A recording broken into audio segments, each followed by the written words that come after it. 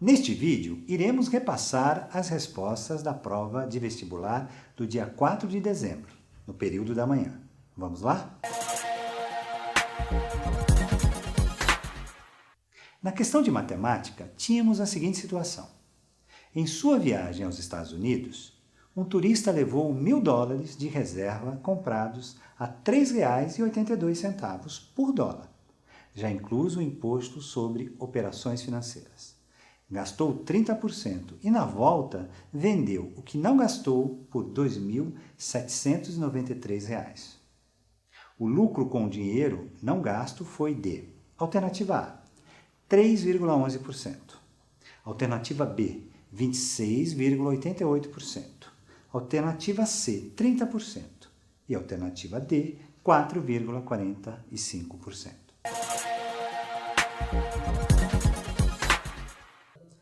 Para responder a esta pergunta, temos que compreender com qual taxa de conversão ele vendeu os dólares restantes no seu retorno de viagem. Se ele gastou 30% do total que levou na viagem, sobraram então $700. Como na volta da viagem ele vendeu esses $700 e arrecadou R$ 2.793, precisamos então calcular a taxa de câmbio. Para isso, basta dividir 2.793 por 700, o que dará 3,99. Assim, a taxa de câmbio na volta foi de 3,99. Ele adquiriu os dólares antes da viagem a R$ 3,82 por dólar. Portanto, ele obteve um lucro de 17 centavos de real por cada dólar comprado. Agora é só dividir 0,17 por 3,82 para descobrirmos o percentual de lucro. Temos que 0,17 dividido por 3,82 é igual a 0,0445. Para saber em percentual, basta multiplicar por 100. Sendo assim, o lucro com o dinheiro não gasto foi de 4,45%. Portanto, a alternativa correta é a D. Na questão de física, tínhamos a seguinte situação. Um carro, deslocando-se em linha reta, passa pelas posições de A até E, em que cada um desses instantes mostrados na tabela seguinte, que mostra também a velocidade do carro em cada um desses instantes. Na posição A, com o tempo 0, o carro ia a 10 metros por segundo. Na posição B, com o tempo 1, o carro ia a 12 metros por segundo. Na posição C, com o tempo 2, o carro ia a 14 metros por segundo. Na posição D, com o tempo 3, o carro ia a 16 metros por segundo. Na posição E, com o tempo 4, o carro ia a 16 metros por segundo. Na posição F, com o tempo 5, o carro ia a 16 metros por segundo. Na posição G, com o tempo 6, o carro ia a 15 metros por segundo. Na posição H, com o tempo 7, o carro ia a 18 metros por segundo. Na posição I, com o tempo 8, o carro ia a 20 metros por segundo. Com base nessas informações, é correto afirmar que a alternativa A, entre as posições G e I, o movimento é uniformemente acelerado. Na posição B, a aceleração entre os pontos A e D é de 6 metros por segundo ao quadrado. Alternativa C, a velocidade média do trecho AI é de 15 km por hora. Alternativa D, no trecho AD, o movimento é uniformemente acelerado. Aqui precisamos lembrar que a aceleração nada mais é do que a taxa de variação da velocidade no tempo. A aceleração é uma grandeza vetorial de dimensão comprimento, dividido por tempo ao quadrado, ou velocidade dividido por tempo. Dizemos que ela é uniforme quando não varia ao lado de um determinado tempo. O movimento em determinado trecho só pode ser considerado uniformemente acelerado quando, em cada intervalo igual de tempo, a velocidade aumenta de forma aritmética. Isso não ocorre entre as posições G e I. A alternativa A pois no trecho entre as posições G e H, a aceleração é de 3 metros por segundo ao quadrado, enquanto no trecho entre as posições H e I, a aceleração é de 2 metros por segundo ao quadrado. Tampouco a alternativa B pode ser considerada correta, já que no trecho A e D, a aceleração é de 2 metros por segundo ao quadrado, isto é, o resultado de 16 metros por segundo menos metros por segundo dividido por 3. Segundos resulta em 2 metros por segundo ao quadrado.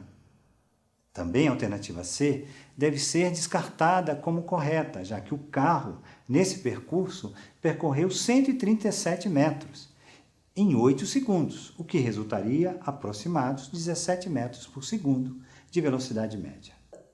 Enfim, apenas no trecho entre as posições A e D, pode-se afirmar que o movimento do carro passa a ser considerado uniformemente acelerado, ou seja, a alternativa correta é a D.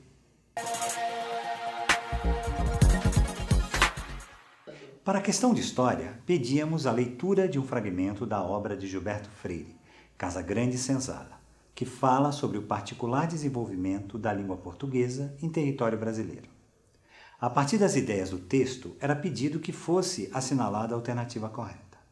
A alternativa A dizia: as principais expressões da língua portuguesa foram moldadas, construídas e elaboradas numa mão única, extraída da convivência entre escravos e senhores. A alternativa B dizia: o português do Brasil é resultado do interior das senzalas, das salas de aula acalafetadas e das raízes construtoras de uma identidade nacional.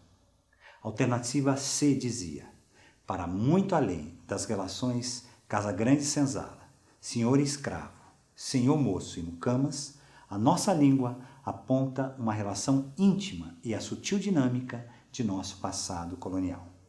A alternativa D dizia: Gilberto Freire demonstra que as questões de classe dominante e dominado, senhor e escravo, Casagrande e Senzala, corromperam os ideais nacionais.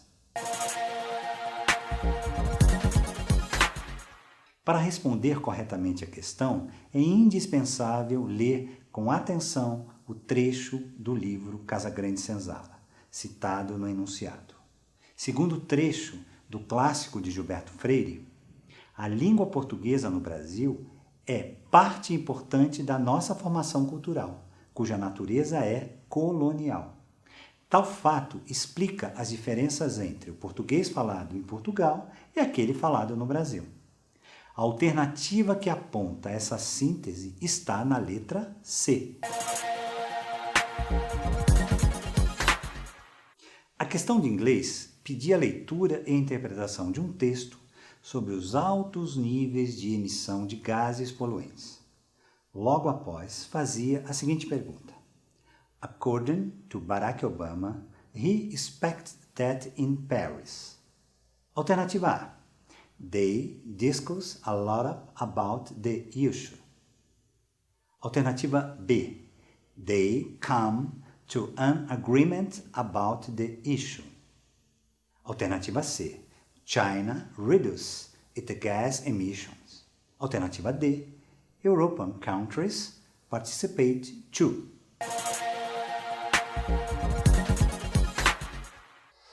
O que Barack Obama espera em Paris é que os líderes globais, a quem espera encontrar em 3 semanas, cheguem juntos a um ambicioso acordo para proteger o planeta que temos enquanto ainda podemos. O trecho é: 3 weeks from now, I look forward to join my fellow world's leaders in Paris, where we have got to come together around an ambitions from my work to protect the one planet that we've got really we still can. Portanto, a alternativa correta é a B. A questão de português pedia a leitura de um poema do modernista Oswald de Andrade. A seguir, fazia a seguinte pergunta: no poema, os pares opostos vestir, despir e chuva, sol sugerem a ocorrência de qual figura de linguagem? Alternativa A: Metáfora, que consiste na transferência de um significado de um termo a outro. Alternativa B, paradoxo, cuja característica é tentar conciliar conceitos contraditórios, fundindo-os em um só termo. Alternativa C, ironia, que consiste em exprimir o contrário do que se pensa. Alternativa D, antítese, que consiste no emprego por uma aproximação de expressões e sentidos opostos. Para expressar o erro que o português cometeu ao vestir o índio com sua cultura, religião e preconceitos, Oswald estabelece uma relação de antítese, ou seja, aproxima palavras ou expressões de sentido oposto. Sendo assim, o emprego dos pares opostos, vestir, despir, chuva e sol, estabelece o uso desta figura de linguagem de movimentos contraditórios, que, por sua vez, permite entender o texto. Portanto, a alternativa correta é a D. Espero que você tenha ido bem nas questões, na redação e na prova de habilidade específica de nosso processo seletivo. Esperamos você aqui na Belas Artes para dar início à sua jornada pessoal. Estamos ansiosos.